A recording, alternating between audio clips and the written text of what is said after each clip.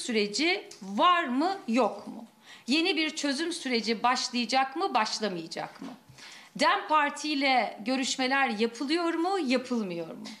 Şimdi niye böyle adımlar atıldı? Ne oldu da el sıkışıldı? Bu elin ardında ne var sorularına? Bu soruları çoğaltabiliriz. Siyasi iklimin yumuşatılmasına yönelik bazı söylem ve tutumlarla karşılaşıyoruz. Hep birlikte izliyoruz bunu.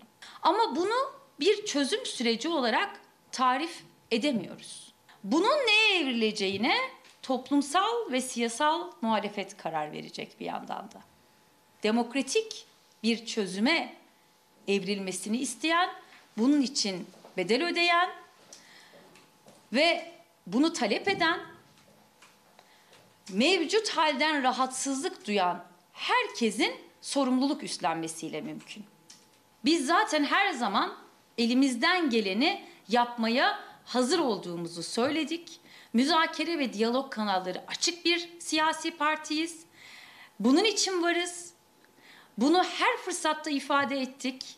Sayın Öcalan, yalnızca Türkiye'deki Kürt meselesiyle ilgili değil, Orta Doğu'da yaşanan gelişmeler başta olmak üzere dünyadaki birçok soruna dair çözüm önerileri, fikirleri olan bir insandan bahsediyoruz. Rolünün hayati öneminden bahsediyoruz. Siz bir yandan tecriti sürdüreceksiniz, öte yandan Sayın Öcalan'a çağrı yapacaksınız.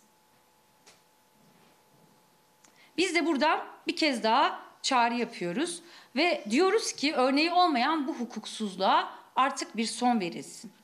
İmralı'nın, Öcalan'ın yolları, kapıları açılmalı ve Sayın Öcalan bu tartışmalara dahil edilmeli. Bunun koşulları bir şekilde sağlanmalı.